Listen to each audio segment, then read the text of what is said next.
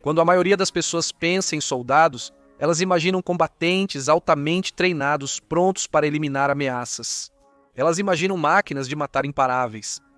Mas essa é mesmo a realidade? Todos os soldados realmente atiram sem hesitar? Não. Surpreendentemente, poucos soldados realmente atiram para matar quando chega a hora da verdade. Até mesmo atirar na direção geral do inimigo muitas vezes é um desafio monumental. Mas por quê? É o peso de tirar uma vida que abala a determinação deles? Ou existe uma barreira mais pragmática em jogo?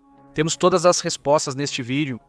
Respondendo à pergunta do título, quantos soldados atiram para matar? Segundo um estudo de 1947, com soldados americanos da Segunda Guerra Mundial, somente 15 a 20% atiraram diretamente no inimigo com intenção de matar. Ademais, somente cerca de 15 a 25% desses 100 soldados chegariam a disparar contra uma posição inimiga. A direção geral do inimigo, e essa figura de 25%, só se aplica a tropas bem treinadas e experientes em campanhas. A publicação dessas descobertas chocou profundamente os militares dos Estados Unidos. No entanto, elas também foram rapidamente aceitas como verdade, provocando mudanças altamente consequenciais nos métodos de treinamento militar. O estudo tem sido significativamente debatido e escrutinado desde então, com partes-chave questionadas por sua precisão e metodologia. Contudo, a maioria das refutações questionava o raciocínio por trás das baixas taxas de disparo, não os achados fundamentais em si. Considerando isso, vamos analisar detalhadamente este estudo e seus críticos para determinar definitivamente por que tão poucos soldados atiram para matar.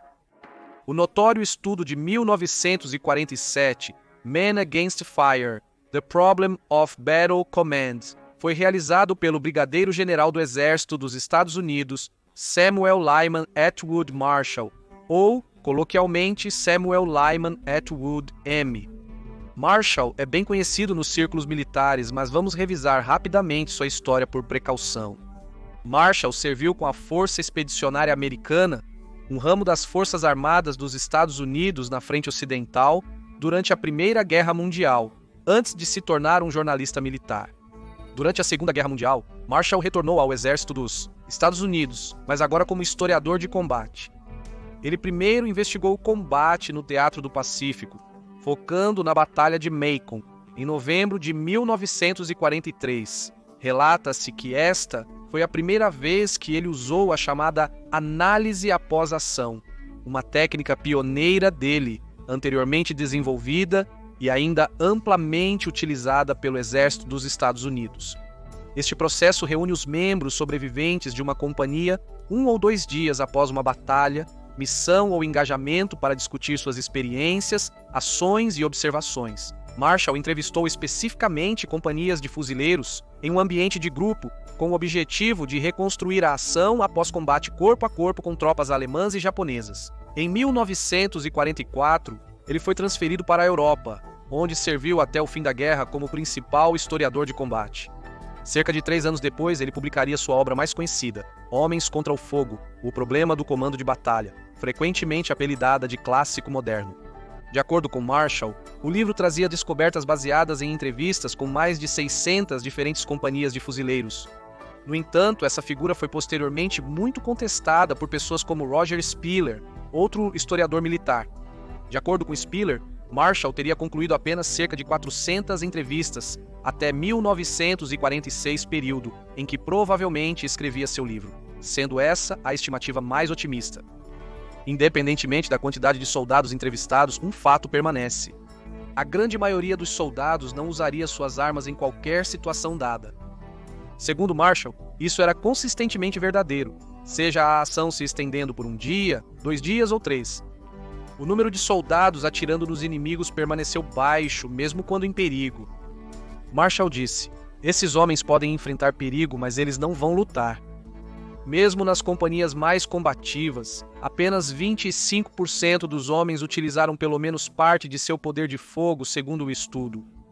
A frase-chave, algum uso de seu poder de fogo, implica atirar em posições inimigas, não diretamente no inimigo, sem intenção de tirar uma vida.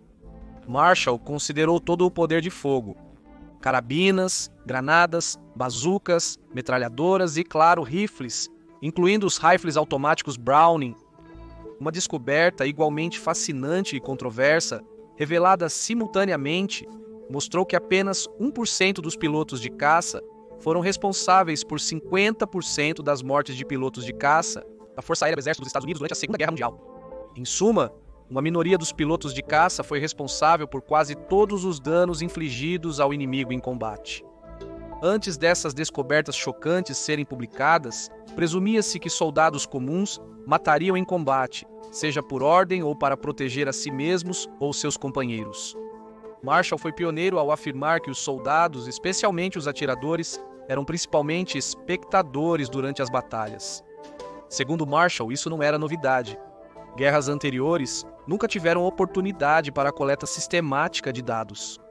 Marshall nomeou sua descoberta de proporção de fogo, utilizando-a para alertar os comandantes americanos sobre os potenciais desafios e realidades da eficácia em combate e do comportamento dos soldados durante a guerra.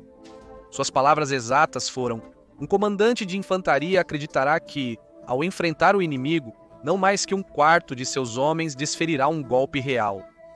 O exército americano levou as palavras de Marshall a sério, usando homens contra fogo como base para reformular completamente o treinamento da infantaria no pós-guerra. O objetivo é fazer com que mais soldados americanos atirem no inimigo, e suas novas técnicas de treinamento renderam muito. Durante a Guerra da Coreia, 55% dos soldados americanos atiravam no alvo. Esse número subiu para 90% a 95% na Guerra do Vietnã. Apesar de a história dessa mudança drástica ser fascinante, não a abordaremos agora.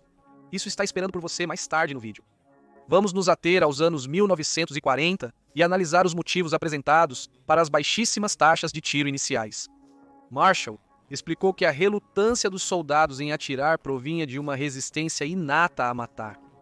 Em resumo, os seres humanos têm uma aversão inata e profunda a tirar a vida de outro ser humano, mesmo em circunstâncias extremas de combate.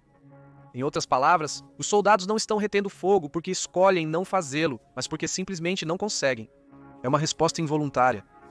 No entanto, desde 1947, várias outras razões não voluntárias foram propostas para explicar a baixa taxa de soldados atirando para matar.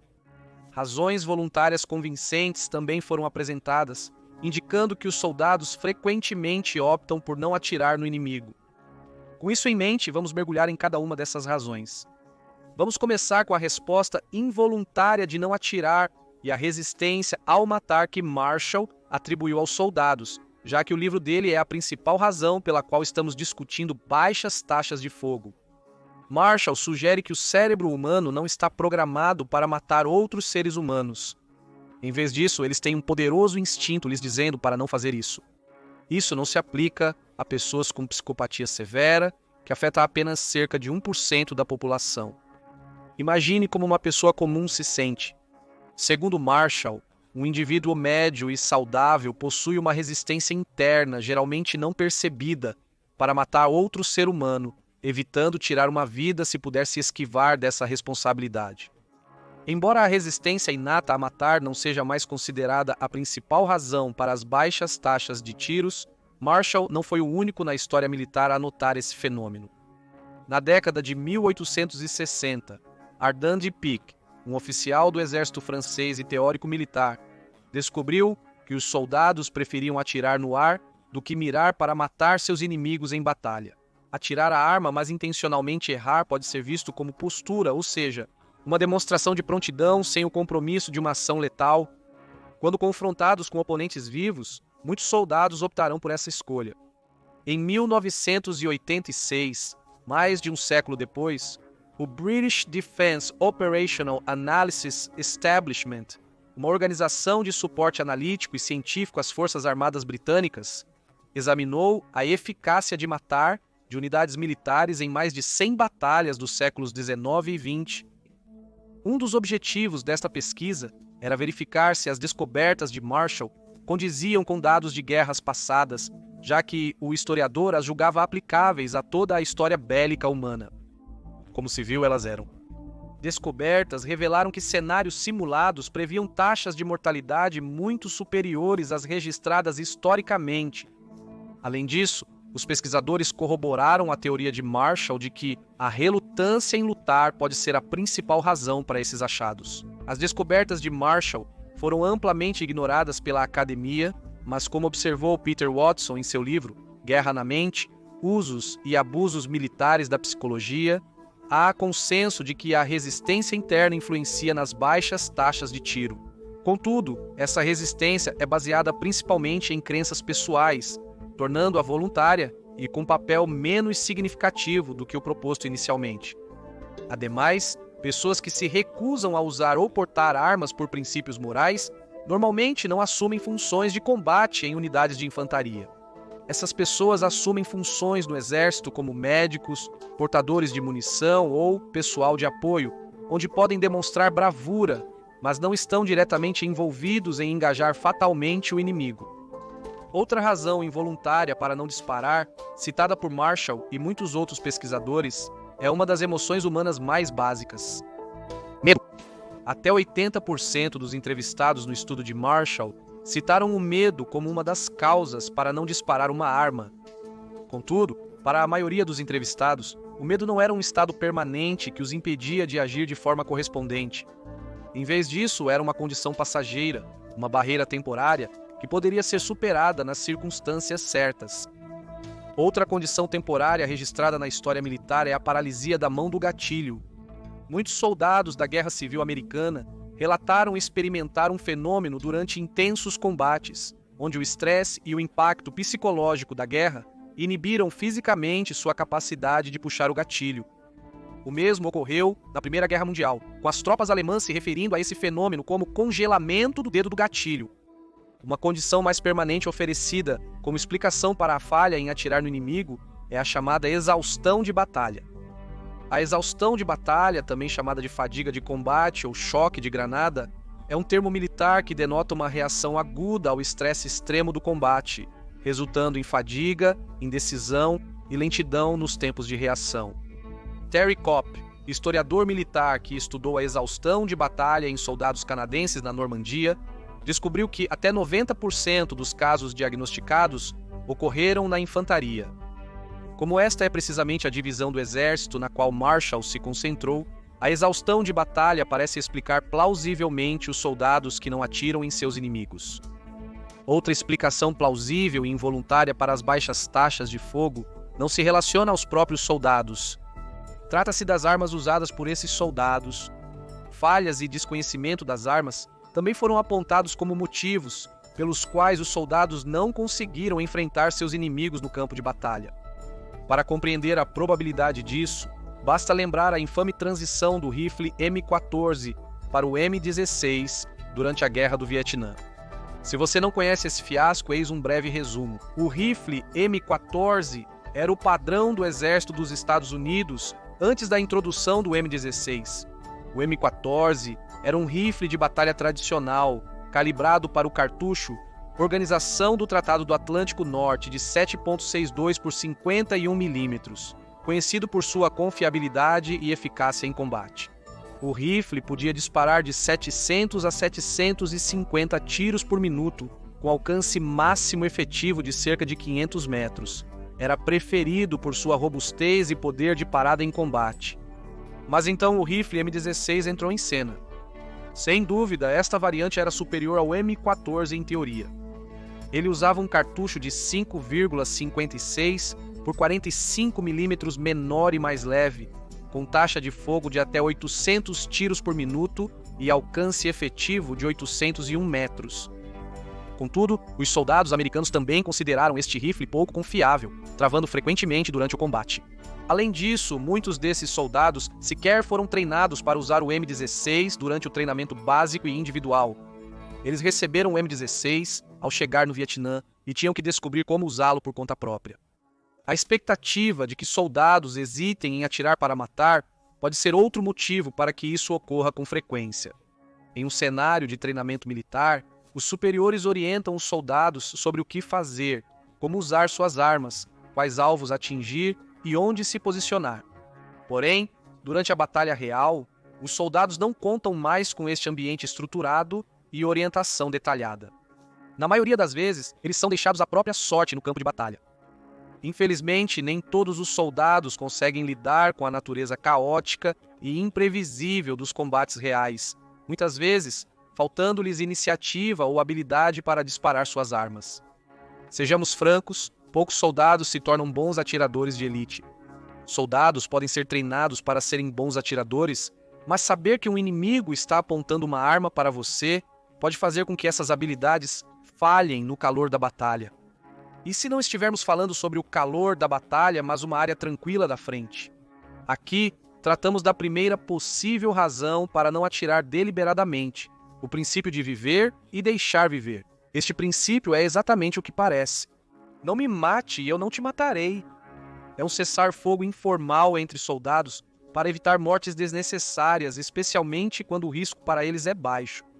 Essa mentalidade é controversa pelas implicações na estratégia militar e moral, mas é bem documentada e uma explicação razoável para não atirar em certo cenário de combate. Outra explicação plausível é a divisão de funções dentro de uma unidade. Nem todos os soldados de uma unidade têm a tarefa de enfrentar o inimigo diretamente. Consideremos como exemplo os veteranos do Vietnã da 1ª Divisão de Cavalaria. Em 1987, mais de 250 desses veteranos foram pesquisados e podem ser divididos em 2 categorias principais.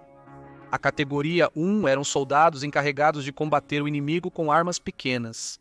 Esta categoria incluía atiradores, metralhadores, tripulantes de veículos, atiradores de porta de helicóptero e grupos similares ordenados a eliminar o inimigo com suas armas. A categoria 2 era formada por soldados que acompanhavam os da categoria 1.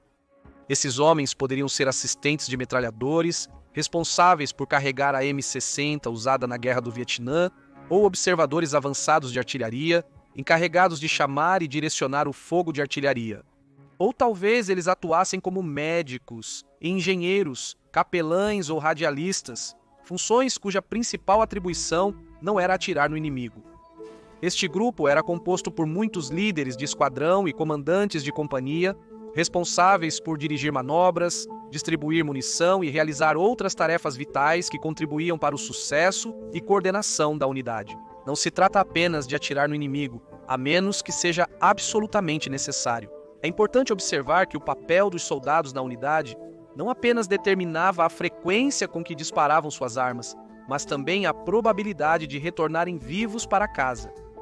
No total, 5.444 soldados dessa divisão morreram em combate e outros 26.592 ficaram feridos. A maioria dessas baixas veio da categoria 1, os soldados em funções mais expostas ao perigo. Porém, mesmo os soldados da categoria 1 nem sempre têm a chance de enfrentar o inimigo, pois essa opção pode não ser a mais prudente taticamente. Por exemplo, a localização às vezes pode tornar quase impossível conseguir um bom tiro. Soldados no fim de uma coluna em selva densa não podem atirar no inimigo, pois não veem o que acontece à frente. Se o fizerem, podem atingir seus próprios homens.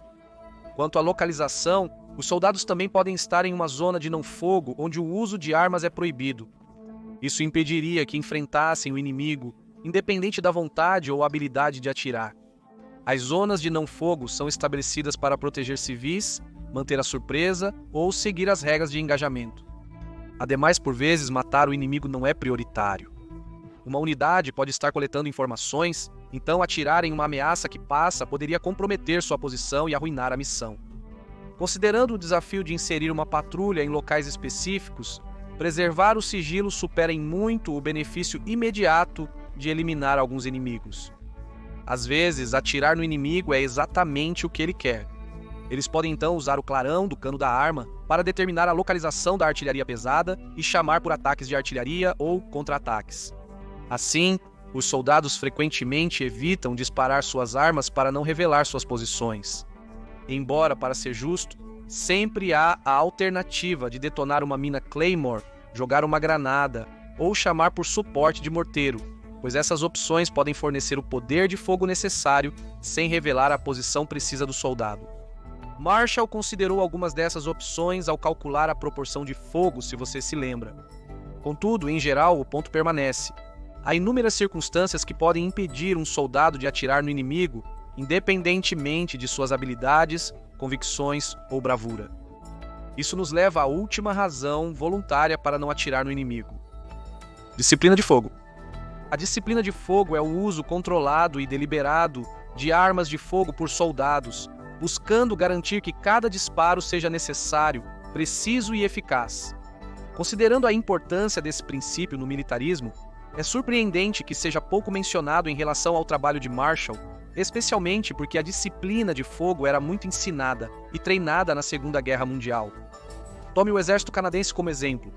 Os manuais de doutrina e treinamento do Exército antes, durante e após a Segunda Guerra Mundial enfatizavam que o fogo deveria ser contido até alcançar a máxima eficácia. Alguns manuais desencorajavam diretamente os atiradores de usar suas armas. Por quê? Os erros eram demasiado dispendiosos.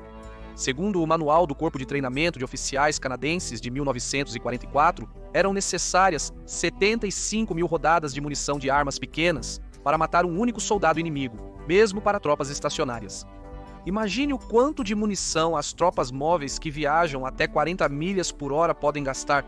Por isso, sempre se enfatizou que a precisão supera o volume de fogo. Assim, as unidades de infantaria foram treinadas para o tiro controlado de armas leves, e não para disparos indiscriminados, apesar de que estes últimos ainda fossem inevitáveis em certas batalhas. Porém, o exército canadense o desencorajou constantemente. Memorandos de treinamento do exército canadense durante a Segunda Guerra Mundial frequentemente criticavam atirar em excesso e muito cedo. Um artigo de maio de 1944 nos memorandos afirmava: "Você é treinado para atirar direto. Você tem muita munição à disposição para o abate dos seus camaradas. Mas tenha certeza disso. Espere, espere e espere novamente, mesmo que esteja muito animado." É fácil concluir que disparar em pequenas quantidades era visto como uma habilidade no exército canadense, não um sinal de hesitação ou covardia. Ao mesmo tempo, Marshall viu isso como um problema, e logo depois que ele compartilhou suas preocupações, o exército dos Estados Unidos também viu isso como um problema, como já mencionamos. O exército entrou em ação e instituiu medidas de treinamento para tornar seus soldados mais propensos a atirar. Mas como isso é possível? Como você pode treinar soldados para atirar para matar com entusiasmo? O exército americano realizou o processo em 2 fases. Número 1, dessensibilização. Número 2, condicionamento. A dessensibilização não era um fenômeno novo no treinamento militar. As pessoas usaram maneiras distintas para se diferenciar de seus inimigos. Historicamente, exércitos, incluindo o dos Estados Unidos, usaram termos depreciativos e racistas para se referir a inimigos. Ao usar apelidos depreciativos para o inimigo, os soldados criavam uma distância psicológica entre eles e seus oponentes.